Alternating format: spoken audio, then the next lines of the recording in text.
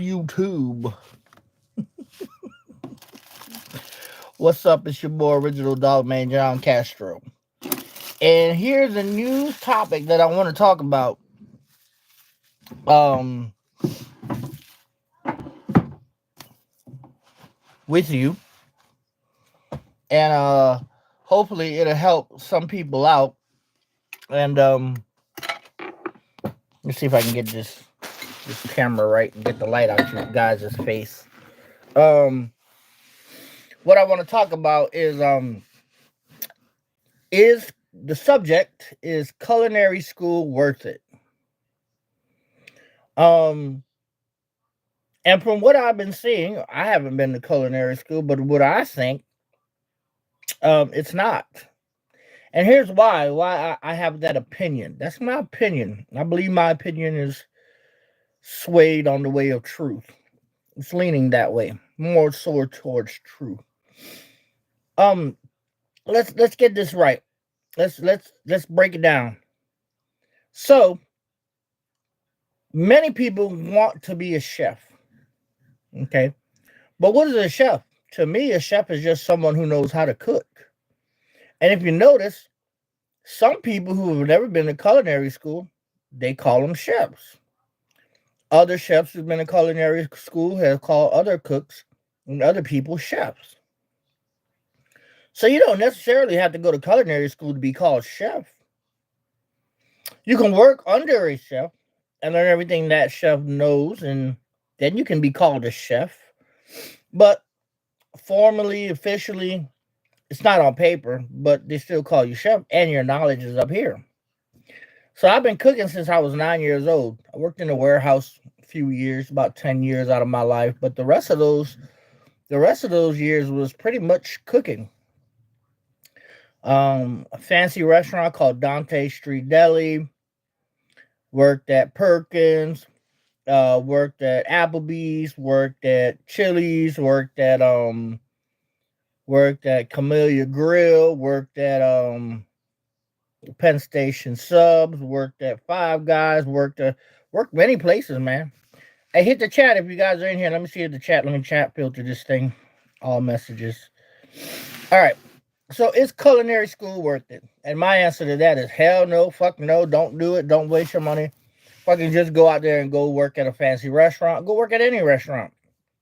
My advice is go work on a restaurant that has a busy line that they stay busy.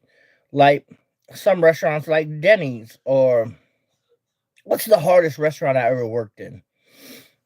One of the hardest restaurants I ever worked in was probably Perkins for breakfast. That was probably hard. Dante Street Deli was pretty rough. We had lines all the way down the block. Um, Penn Station Subs downtown Pittsburgh, that was rough. That was a pretty badass line, but we had our shit together there, so that those lines went fast. Well, man, I worked in so many restaurants, I can't name them all. Penn Station Subs, Dante Street Deli. I'm probably missing a few restaurants, but all the knowledge that I have in my head. Oh, I worked at Piccadilly. I've even worked at Popeyes. Man, I had so much cooking experience. It's not even fucking funny. Like I know more than the average person who graduates culinary school. Oh, I worked at a place called it was run by Tallow. Um, the Pepper Tree. It was an Italian restaurant while I was a sous chef there, running doing the grill, doing the pans. So let me do here. There you go. There you go. All right. So yeah, just going to these places and actually working at them. Um, Pretty much. Oh, I worked at Cracker Barrel. That was probably one of the busiest places. And here's the thing: at Cracker Barrel, I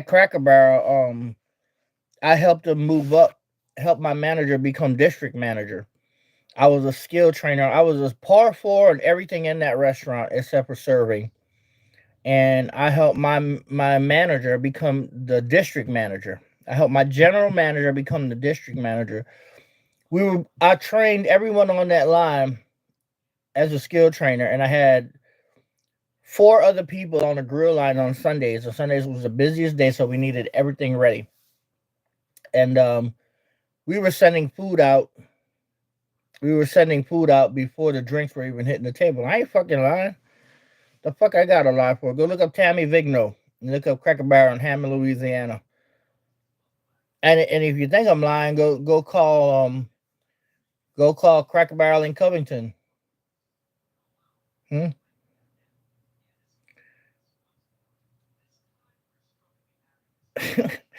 That's a shame. I mean, you can't even spell lion right.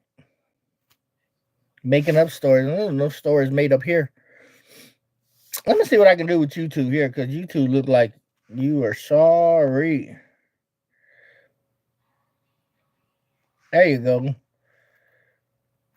There you go. Hey, all right, Danny. What's the other one? What's it? Kim? All right, you next. Let's do this here. There you go. All right. All right. That's what I like to see. Go ahead and see if you can comment now. All righty. I like that feature. That feature is pretty fucking awesome. So I worked at Cracker Barrel in Hammond, Louisiana. And I became the skill trainer for every position in there. Backup cook, prep cook, dishwasher, and line cook. But my main job was line cook. So I helped my manager become a district manager. And the way I did that was I made sure that everyone that was trained under me knew what the hell they were doing. And they did a great job. I was told every time I worked that we need to slow down, but we wasn't slowing down. We kept it up. That the food was hitting the table before the drinks were at Cracker Barrel, and they loved it. They loved it. People loved it. So we kept it up, and my manager got promoted. Got promoted big time. But I stepped down because a girl, my baby mama, was working with me, and she wanted the position of manager. She wanted to become a manager. So instead of me becoming a manager, I stepped down at Cracker Barrel. And since we both couldn't work there because she was my baby mama, we were related, we couldn't both hold high positions there, supervisor positions. So I quit and I went to work at a warehouse. This is where my warehouse experience came in at. And until this day, she's still a manager for Cracker Barrel. And her name is Michelle Smith. You can look it up. Her name is Amber Michelle Smith, and she still works as a manager at Cracker Barrel for the Cracker Barrel in Covington, Louisiana. Up to y'all. Think I'm lying? Go look it up. That's my baby mama. 2 kids by her. They're grown now. And she is the general manager for Cracker Barrel. And she's been a general manager for Cracker Barrel for over 20 years, I believe. So all that experience that I have, and I've been manager in different kitchens and shit and supervisor. Don't want it, don't need it. I have the experience, don't care for it. So is culinary school worth it? It's not. It really isn't. Just go out there and get your experience yourself. Go pick up a couple books and copy their recipes and do their recipes and make it. But I do have some advice for some of y'all who want to become good cooks. If you want to become a good cook, the thing is you're already a good cook. If you know time, temperature, you know just about what it takes to cook a steak. You know the basics. But what a lot of people don't know, believe it or not, is sauces. You see, the one thing that makes the food even 10 times better is the sauce. That's what you want to become, a saucier, a saucier. You don't want to become a sous chef or a prep cook. You don't want none of that. You want to become a saucier. You want to do sauces. You want to learn sauces. You want to learn about broths. You want to learn about demi-glace. You want to learn about bechamels. You want to learn about roux. The French are the ones that come up with the roux, but you want to learn about the sauces. You want to learn about the basis of any dish that comes with a sauce or a roux or soup. That's what you want to learn about. You want to learn about stock and broth. That's what makes a good cook. That's what makes awesome as chef. Not all this fancy lingo and all this shit. Not going to school, that doesn't make you a good cook. What makes you a good cook is learning about the sauces. You learn about the sauces, the rest of the shit will come. I believe that's the hardest thing for anyone to learn because there's so many different elements in making a sauce. There's so many different ways you can make a roux. You can make a dark roux, a light roux, a nutty roux, a garlicky roux, vegetable, etouffee. You can make all kind of shit. You can make your roux any color. Um, Learn how to make like pesto and pasta sauces, tomato sauces, basil sauces, um, oils and fat and lard. That's what you want to learn about. You don't need to go to no fucking school, culinary school to be a chef. You're already a chef. Being a chef is a fucking illusion. But the one thing I can't stand about real chefs or chefs that have a degree and they're official in someone's book is the attitude, the fucking snobbery that they have with them. See, me and chefs don't get along because most of the time I already know more than a lot of the chefs out there. I already know more. And what it is they like to throw their authority around like I'm the head of this kitchen, blah blah blah. Well, I was working with a chef one time in Gainesville, Florida, and he asked me why am I looking at him? Why am I eyeballing him? I was like, motherfucker, I'm just looking. I had to take him to the side, say, bro, I quit, man. I can't work under you.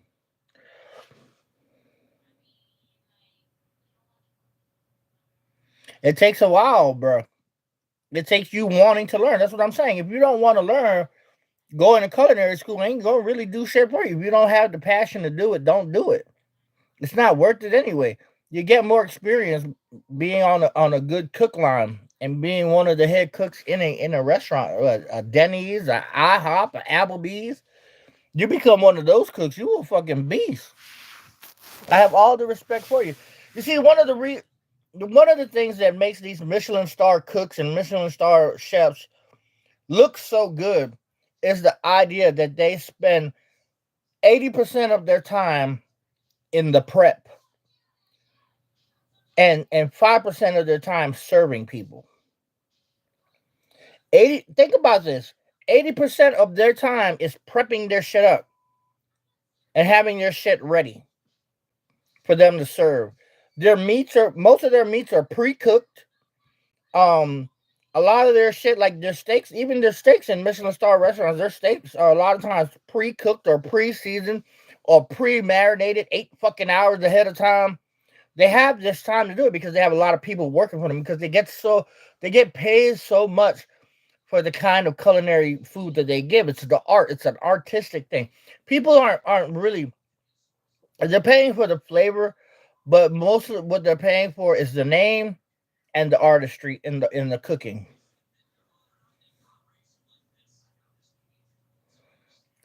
You're just stupid. Nah, man, I don't think you're stupid. I just think you just don't want it, bro. And I don't blame you if you don't want it. Um Said if that ain't helping you, then the culinary school ain't gonna help you because a lot of these chefs are assholes, man. A lot of these cooks and these professing chefs and so-called teachers and leads, they don't have the time. They don't have the patience, bro.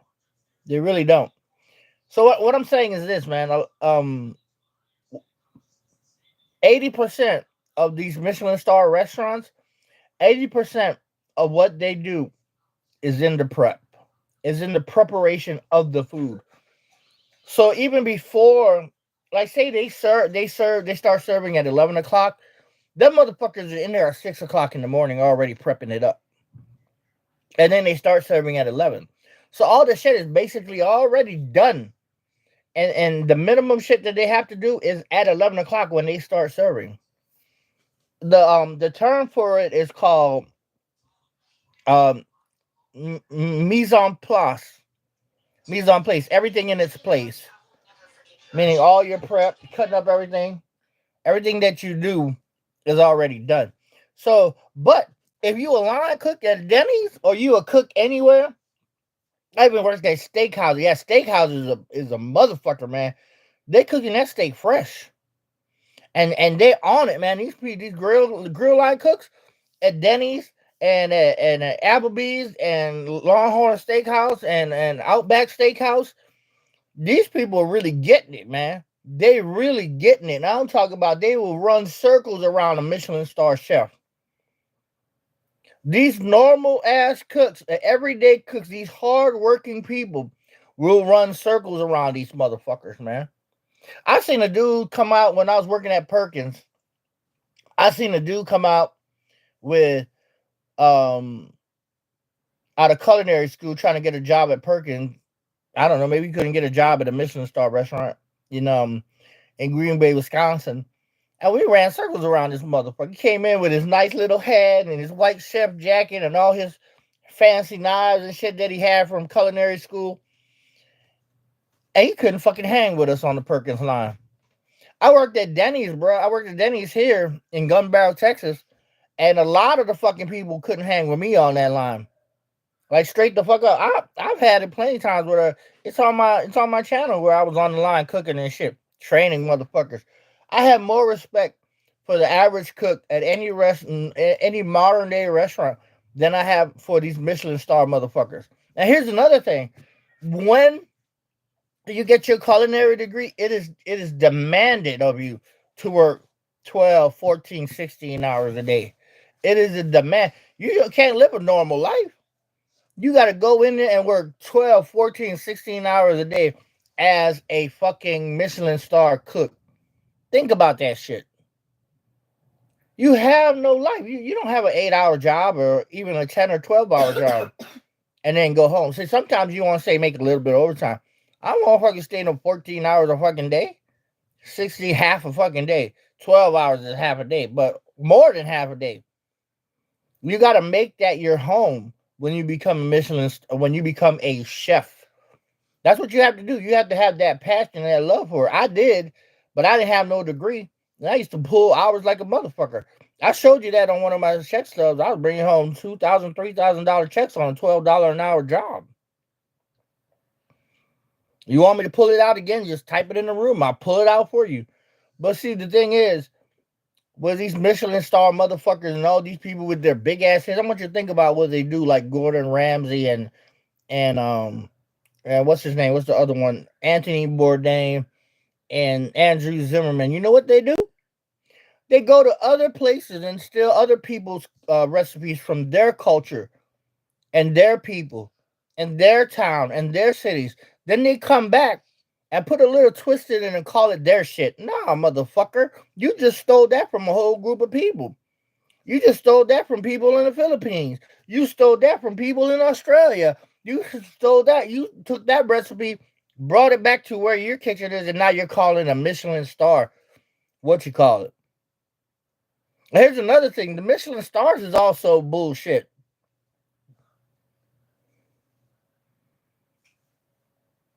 Yeah, you got no life. You had no life for family or nothing like that. If you really want to become a chef, open your own fucking restaurant. Go get a loan out, open your own restaurant, or get you a food truck. Get you a fucking food stand. What's up, baby? Make some good food and serve it to the people, and the people will come. If you build it, they will come. And if you build it good, they will definitely come. As many, if you make it, they will come. If you cook it, they will come. And if it's delicious, they're gonna keep fucking coming.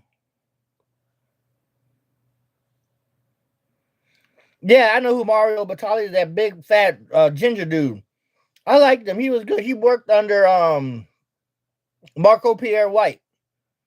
He worked under Marco Pierre White, and he said he was a motherfucker when he worked under him. And he also made Gordon Ramsay cry. Marco Pierre White is not in touch with society and with people. This motherfucker has been living under his cook hat for so long and living in the kitchen for so long, he does not know how to operate in real life. Yeah, marketing, exactly, bro. And now what they're trying to do is they're trying to get people to go to culinary school. So it's all about the money, man. It's never about really knowing and getting it from here and getting it from here. Soul cooking. You want to know why a lot of chefs don't like Louisiana? Because people in Louisiana do soul cooking. They cook from their heart and from their mind and their soul. That's why it's called soul cooking. Because you just don't put a dad, you put what you feel. And that's why soul cooking is so good. Gumbo. I'm gonna tell you why. Another reason why chefs can't stand uh, Louisiana culinary foods, because they can't fucking put their name on it. They can't steal it from the Louisiana people. They can't steal that culture. That's why. That's why. A lot of these chefs can. If you ever go up to a chef like a Michelin star chef, and you go start talking about Louisiana food, they don't want to hear it. They don't like talking about Louisiana food. And that's Louisiana, that's Southern cook. That's more like comfort food. Oh, fuck off. It's the most delicious food I've ever fucking eaten. That's what I'm talking about, man. And all these chefs, they just want to downplay Louisiana food. This is the best fucking food I've ever had. I've been to these fucking Michelin star restaurants and tasted their fucking little measly ass little oysters and shit and scallops dressed with cherries and whatnot and all this dumb shit they have on there. And you get one bite of it. Of course you get 17 courses, but you get one little piece. And you gotta pay $500 to $1,000 for that shit. Man, fuck out. Just go down to Canal Street, get me a good bowl of gumbo for $8, and I'm good. A big bowl of gumbo, a big bowl of crawfish etouffee or some shit, a bag of shrimps that they done boiled, 12 dozen oysters or something like that, and I'm good. I'm good. Fuck all your bullshit mise en place and all this other Gruyere cheese pies and all this dumb shit.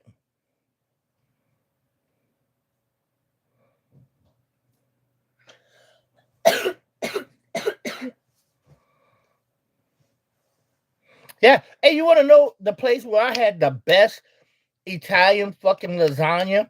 Me and my daughter went there one time. It's in fucking Round Rock, Texas, in that old ass when that mall that looks like it's going out of business. I don't know the name of the place anymore. I've been there twice. I went there. I went there the first time and I got the fucking lasagna and it was so fucking banging. I went back again like the next week. In that mall. I took you to, remember when we went to go buy your shoes and everything? No, not that mall. It was a mall in Austin, Texas. Indoor or outdoor? It was the one where, remember when it was so big that we didn't know where we parked the car, so we went out the wrong way. We had to walk all the way around. You remember that? I know the mall, but like I don't remember how. It was an indoor mall, baby. I don't remember how it was. Do you remember when we took that long walk around the mall? Yeah. Because we didn't know where we parked. We forgot where we parked. Mm-hmm. That's that mall. Yeah, man. Like that's what I'm saying, bro. All these people. And you know who else makes a good ass fucking? I've tried restaurant lasagna. I've tried these lasagnas at these pizza places and all these Italian restaurants. But man, my sister makes a fucking banging ass fucking lasagna, man. I'm like, bro, like the fuck? All these people in their fancy suits and shit, and they can't make a good lasagna. Bobby? Mm-hmm. Auntie Barbara. Bobby. Auntie Bobby. No, you better not call my sister that. I didn't say. My sister whip your ass. Call her Bobby just like you better call her Auntie Bobby. I know that's what I mean. Okay. It's a nickname. Anyways, yeah, culinary school ain't the shit, man. Any normal line cook, and I've seen line cooks get, but trust me, man, I've gotten busy making omelets in Denny's and fucking killing it, bro. I'm talking about killing it, and especially at like a family-owned restaurant, I was killing it over there too. Flipping omelets and all that shit on Sunday. hollandaise sauce on top of egg sardunes and key specials and eggs benedicts and making grits and griots and fucking gumbo. I was in charge of all that shit. I actually worked at Louisiana. What's the name of this place over here? Seafood. Lake Jackson Seafood here in Gun Barrel, Texas. I was the fucking cook over there, and them bitches tried to work me from 8 o'clock in the morning till fucking 11 o'clock at night, 6 days a week. I was like, oh no, buddy, you gonna give me some fucking days off where I can see the sunlight? I quit that motherfucker. I said, man, fuck you. I don't need this shit. They were paying me good, but at the same time, that money wasn't that fucking good where you trying to keep me like a fucking vampire in that bitch and don't let me see sunlight. The fuck? But when I quit that motherfucking job in Lake Jackson Seafood and I went to Denny's and I was able to see sunlight half the day, I was like, man, this is life right here. Fuck, they didn't pay me as much as them, but it was still life. You know what I'm saying? I was able to get some sunshine on my fucking ass. Working at Lake Jackson Seafood, they had me cooking their gumbo, their crawfish etouffee, cutting up shit, making shit. I'm talking about making shit in bulk. I was in charge of doing all that shit, making sure this is there and this is there and this is there. How come you didn't do this? Right? Motherfucker, you got 3 other cooks in here. You got one named Alex sitting over there. I got pictures of this motherfucker in my phone sitting on his ass doing nothing. The other dude was named Freddie. He was a decent. He tried to help out. Freddie was decent. I like Freddie. But they had me making the big pasta gumbo because they knew I was from Louisiana. And they was making the gumbo wrong. But I had to make it their way because that was their thing. And that's what pissed me off too, was a lot of shit that they made they were doing wrong. They were making the base for the gumbo, but what they were doing was like they had chicken and they had shrimp and they had sausage. And it wasn't put in the gumbo, it was put once you dipped up the gumbo, then you put the shrimp and the sausage later. That shit wasn't even cooked into the gumbo. I was like, man, fuck this place. And the gumbo tasted so fucking bitter. It wasn't real gumbo. It was like some bullshit that they were serving. I'm like, nah, this ain't it. This is not it. I quit that motherfucker when they tried to keep me there working from 8 o'clock to 11 o'clock at night, 10, 11 o'clock at night every fucking day. I was like, oh no. No, no, no, no, no. I'm gonna get off and I'm gonna see sunlight sooner or later, whether I gotta quit. That's when I quit that motherfucker. I was like, not happening. Not happening. And then the one fucking woman that worked there, it was Sam and Vila. It was owned by Vietnamese people. A Cajun restaurant owned by Vietnamese people. They was fucking shit up, bro. Until this day, if you go to Lake Jackson Seafood, I promise you, you're not gonna get good seafood there. You're not gonna get anything crawfish boiled or Cajun. It's not gonna be right. It's not gonna be right at all, at all. And the thing with them was the way they made gumbo was so fucking wrong. It was so wrong. They didn't even start off with a roux. I don't know what the fuck they started that bitch off with. It was just like water and vegetables at first. I'm like, this is not real gumbo, man. You don't even start this bitch off with a roux.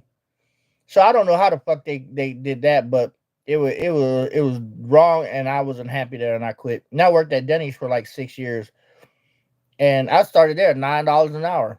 What's a roux? Huh? What's a roux? A roux is like it could be made with oil and flour. It's 1 part oil, 2 parts flour. Oh. Or I know what you're talking about now. or it could be 1 part flour, 2 parts oil, depending on which way you wanted your roux to go. Like you wanted your roux thick or you wanted your roux thin. So, and some people could give it a little bit more flavor, use butter with it, but then it would burn faster. You have to be really careful. You can make a roux that way, and you use it for gumbo. Once you make your roux, you make it. You keep stirring it so it don't burn, and then you put garlic in there, so the garlic will infuse with the hotness of the roux and the grease and the flour, and it make it smell real good. Then once you got your garlic cooked in there, then you put your trinity in, which is your celery, your bell pepper, and your onions. That's what a lot of people call celery. The French call that, they call that, I forget what they call that. They call that it's at the tip of my tongue. But they put onions, celery, and carrots. The French like to do carrots because carrots brings out some kind of sweetness. But in Louisiana, they do onions, bell pepper, and celery. Because Bell pepper and celery together, it actually has a sweetness to it. And so you put that in and you sweat it out and you make it turn like translucent where the vegetables are soft. And once the vegetables are soft, then you pour in your chicken broth and you stir it up. Then you put in all your other vegetables, but you pre-cook your sausage and your shrimp, then your chicken, and you pour all that in. And while it's cooking, you add your other seasonings like your salt, pepper, or gumbo fillet, some bay leaves, parsley. You can even add green onions if you want. You gotta be careful with green onion. And then you put in at the end you can put in your okra because okra don't take long to cook, and it's so good. A lot of people don't like okra because it's slimy, but that's the name of the dish. It's called actually the name of the dish is called okra because okra in African means gumbo. It's exactly what gumbo means. It means okra. So you make gumbo, you're supposed to have okra in it. I don't like fried okra. I like the normal You okra. like okra in the gumbo? Oh, you like pickled okra, don't you? I don't know, but I like pickled okra too. I like the normal okra, like the slimy one. You like that in the gumbo? I I like that don't. in soup. I haven't tried it in gumbo. I like it. I like okra too, with green beans and tomatoes and like a tomato and rice. I like And the you put burnt onions on top, like you burn the onions so it's black. yeah. Listen. Tomatoes, green beans, and like bell peppers and onions and celery, and mix it all up and you cook it down. Then you add the rice into it. It's a vegetable plate. And then once you cook that with the seasoning, salt, and pepper, put it in a bowl, and then you burn some onions, like you burn them black, black, black, and then you put that on top of your of that dish, and it gives that burnt onion taste. It gives it like a little zestiness to it, like tangy. You ever had burnt onion and you chew it? It's good. Like it's dry and it's burnt. You eat it with the tomatoes. It's kind of it's a little. It's not wet, but it's moist and it's juicy. The green beans, the tomato, and the onions and all that stuff, and the okra. And you have okra in it, and you just mix it up. It sounds like it'd be good in chili. It's kind of like like an Arabian chili, kind of, you know. And the difference between regular chili and Texas chili is the beans. Texas chili doesn't have beans and it's spicy. That's the difference. I like Texas I chili. like both chilies. I actually like chili with beans, but I like to have more meat in it. I like the taste of meat. I like the meat to be a little bit chunky. Yeah. A lot of people, when they make chili, They don't put the meat. and some people make chili with ground beef, some people make chili with steak. Ooh, that sounds good. That's Texas chili. It comes with steak. It's supposed to come with steak. But I like to mix both of them. I like to have ground beef, beans, and big pieces of steak in my chili. Yeah. Yeah, I make it. It's good. I need to make you some. I never made you none.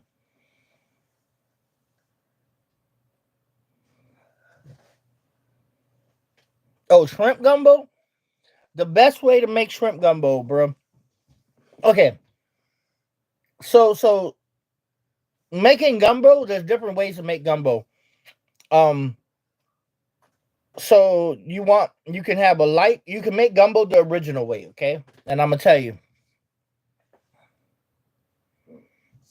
Okay, so there's like 5 different ways to make gumbo, and this is what I'm talking about when I say learn your sauces and learn your broth. So when you're gonna make a seafood gumbo, it's basically a shrimp gumbo. You can actually add sausage and chicken to it, but you can also add crabs and shrimp to it. All right. You take a blue crab, you crack it in half, you take the bad parts off, and you put it in the gumbo. But before that, what you want to do with a shrimp gumbo is the roux shouldn't be as thick. A shrimp gumbo is going to be a little bit more. You can actually make it how you want, but the going way to make a shrimp gumbo is the roux is supposed to be really thin and light color. Okay, and but you can make it a dark color. The original gumbo comes like this. It gets all that plus the okra plus a real andouille sausage. That's the key. And a whole chicken. See, some people when they make gumbo, they only put breasts in it. Some people when they make gumbo, they only put dark meat in it. Nah, it's a whole fucking chicken. So you take a whole chicken and you boil that motherfucker in like lemon, celery, and an onion. You can put some peppercorn in there, or you can put some salt in there, and you can put it just let that shit boil. And then you take all that stuff out, the celery, the onion, you can put that to the side or whatever, and then you have a broth. You take that chicken out, you take all the skin off, and you shred it. Set it to the side. All that chicken meat, set it to the side. You got dark meat and white meat. Then you take andouille sausage. Andouille sausage is not this regular sausage that you get at the grocery store. You actually have to go to like a specialty store in Louisiana to get real andouille sausage. Real andouille sausage is kind of hard. It's kind of like summer meat, summer sausage, like bologna. That's how hard it can be. But once you cut it up and you put it in that gumbo and you let it cook for a while, it softens up to a nice texture. So that's real andouille sausage. Now, the shrimp gumbo, you don't want to get any kind of shrimp for your gumbo. You always want to get Gulf shrimp. Why? Because it has a certain flavor and it holds. It holds its integrity. Like if you go to Walmart right now up north and you go buy some of this shrimp that you get up north somewhere, or you get some of this shrimp from one of these cold places, what happens is the shrimp loses its flavor. It loses its content. And then these big ass shrimp from up north, they shrink like that. Oh, damn. But if you get Gulf shrimp and they're this big from the Gulf, they shrink just a little bit, but not much. That's the difference. That's the difference between buying shrimp up north or say shrimp from Maine or some fucking where. In the process of cooking it? Yeah, in the process of cooking it. This is why when you cook shrimp, you don't want to cook shrimp in your gumbo. You want to put it in last, like almost to the end. Could you put steak in gumbo? No, it's stupid to put steak in gumbo because that doesn't go there. I mean, you could put anything you want, and that's the whole thing. You see, gumbo is a melting pot of different people coming together. The Chinese, the Indians, the French, the Africans, they all came together and put into this gumbo. It started off with slaves. It started off with slaves on a plantation. They didn't when they had the slave masters. When they had used to have the slave masters in Louisiana, what they did was the slave masters used to give them all the innards. You know, like when they kill a pig, they give them all the intestine hair. The slaves can have that. They give them all the gross part, like the pig feet that they didn't want to eat, and they ate all the good parts. The slaves and the people inside the house, they have the good parts, like the ribs and the thigh meat, the back meat, all that. So what they did was they gave all the innards and all the lungs and all the hearts and the snout of the pig and the brain. They gave it to the slaves. And what the slaves did was they made good on it. Like the chitlins, like the intestines, the chitlins, they call them chitlins. It's intestines. It smell like shit. That's what it smelled like. But they cleaned it up so good and they cooked it up that it was like a taste that was really good and healthy. Chitlins is awesome if you know how to clean it. It had the whole house stinking. It's had the whole house smelling like shit. But once you clean it, it's so good and so tasty. You put some Tabasco sauce and some dirty rice with it. Oh my God. It has a little bit of smell. I won't lie. But you can get past that smell and taste the food for what it is. Oh my God. Chitlins is so good. A lot of people won't eat it today because they don't like the smell. But that's the thing. If you poor and you starving to death and you were slave and that's all they giving you, you're going to make something that's not good. You're going to make it turn good. And that's one of the sole purposes of soul food. That's the sole purpose of Cajun and Creole cooking. Because they took the worst of the worst and made it into cuisine. And that's where gumbo comes from. Gumbo comes from the slaves. It comes from the French. It comes from the Creole and the Cajun people that lived in Louisiana. Like Uncle Jared and Stanley and Christina, they have Creole in their bloodline. What is Creole? Creole is like a black person and a French person mix. Oh, hell no. And an Indian. Okay, what did the Indians put in the gumbo? What the Indians put in it? What they offered? Indians offered a lot of stuff. They offered the vegetables, the corn. They were here before everybody. So they offered stuff. The French offered the roux, which was the base. Yeah. And then say you had like shrimp Yeah. You had shrimp and crab. That was from the Cajuns from Louisiana who were out there in the swamps. And then you had okra. That's from the Africans. What is Cajun? Cajuns. Cajun is our French people who lived in the backcountry, in the country of Louisiana, in the swamps. Those are the Cajuns. And they had their own dialect, and the way they talked was kind of funny, a little bit. I had plenty friends who were Cajuns, and that's where all that everything is a melting pot. Jambalaya, pretty much the same as the Cajuns.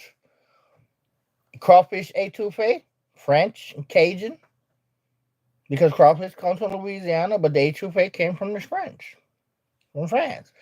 But it was a mixture. It was a melting pot of people. This is why chefs don't like it. Chefs don't like to talk about food from Louisiana because they can't fuck with it. Because Louisiana people already made it what it is.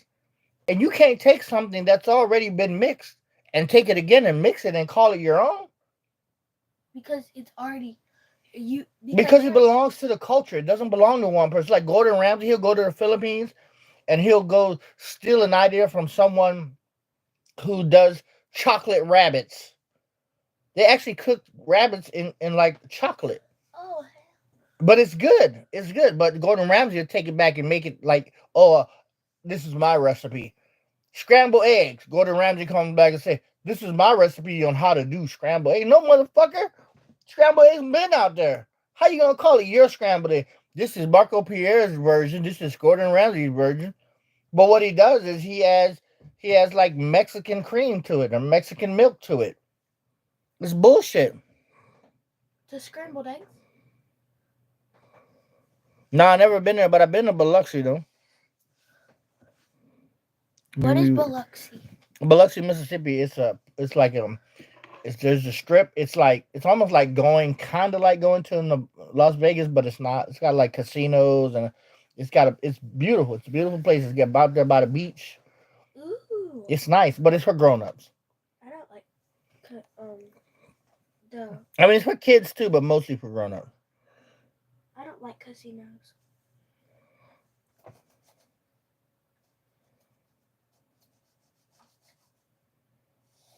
Yeah. Yeah, because they know that the shrimp down in the Gulf is quality shrimp, bro. It's quality shrimp. And the oysters down here in the Gulf taste better than any other oysters you can get anywhere else. Trust me, I done tried those northern oysters, and those bitches they don't taste right, man. They don't have that Gulf taste, bro. They don't have that oceanic smell and taste and freshness to it. Those oysters up north is garbage, man. Garbage. Shrimp and oysters up north is garbage. And here's the thing too, their halibuts can be garbage. If like say those northern halibuts, those big ass fish, they look like big ass flounders or big ass manta rays. That shit can most of the time or a certain time of the year, that shit is nasty. And it's not good because a lot of times those fish up there are actually spawning. And when they're spawning, their meat is not as good. It's not as white. It's like yellow and brownish. What do you mean by spawning? They're like fucking all the time. And not fucking, but they're like laying eggs and fighting each other. And they're just moving a lot. And they're running through this water and mucky water. And they're in the dirt trying to lay their eggs. And so they're tired. And their skin is taking in all this nasty dirt and shit. They're inhaling, exhaling nasty dirt and shit. So their skin turns because they're stressed out during the spawn. Spawning is like they're having babies. They're laying eggs, having babies, and they're protecting their nest. So they got to fight off other fish that try to come in and eat their eggs. That's the bad thing about halibut. And with a lot of fish up north. And another thing about the fish up north, they don't hold long. Salmon, if you smoke it, it will hold. But then at the same time, it's only a certain time of the year you can get salmon. And then when the salmon run comes, those fish aren't really all that good. You have to catch them at the beginning of the run because in the middle and the end of the run, you can't really eat those fish. You got to go smoke them and eat them later. You gotta preserve them. You can't just take them and cut them up and eat them right there because the meat is not right. So why would preserving it make it any better? Huh? Why would Because it's not fresh. It's not fresh. They're preserving it. They're smoking it. They're smoking it like what do you call the meat? The like beef jerky. Oh. They're smoking it like beef jerky and they gotta rehydrate and all this dumb shit. That's why a lot of time when you buy salmon, it's mostly gonna be smoked salmon because it'll stay fresher longer. Smoked salmon tastes good though. It does taste good, but then that's the reason why they're doing it is because they're not getting fresh salmon. They're getting the salmon during the salmon run, or they're over harvesting it. If you're out there in the ocean harvesting salmon, you're doing it wrong because you're fucking up the population of salmon when they try to come back upstream. So to give birth and to breed. Mm. So yeah, that's the whole ordeal. A lot of people, the up north seafood is okay, but there ain't nothing like seafood from down south. That shit can hold. Redfish can hold. The bad thing about the down south is certain time of the year, certain fish can carry worms, and you just have to be careful. But there's a technique to get all those worms out of fish, and that's with air pressure and like blowing out the blood the blood veins of the fish, and you blow out all the worms and shit on the fish. Oh. Yeah, this technique keep it clean. Can salmon have worms? Yeah, salmons definitely have worms when they're on the run, when they're going upstream and they're going back.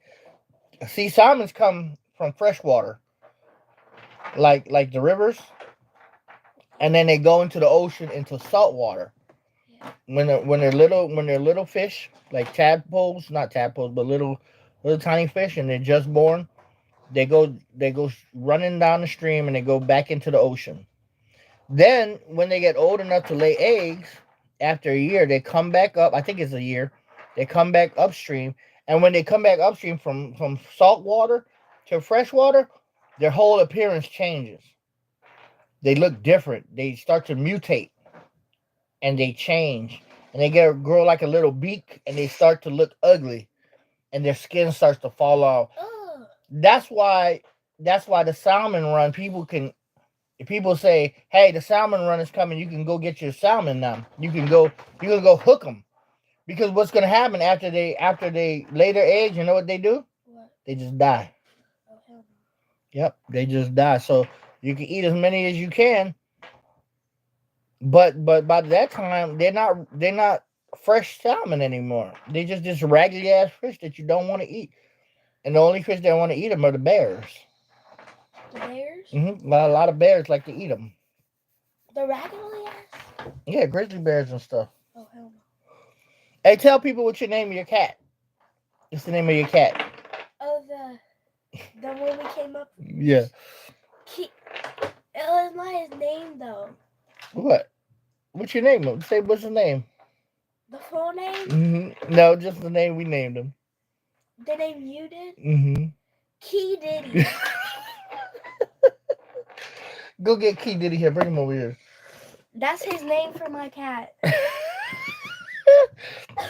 I named the cat Key Diddy. It's cause I told Key Diddy Let me if see. he kept on messing up my room, then I would rename him P Diddy, and I told my dad that. We named this cat Key Diddy. You named him that. This is Key Diddy, y'all. I'm not a cat person. My daughter loves cats. But yeah, that's his name. Put him down. He wants to go play with his rock. And I'm gonna jump from your shoulder. Yeah. Anyways, this is my video. Culinary school is bullshit. Don't fall for the shit, y'all. Peace the hell out.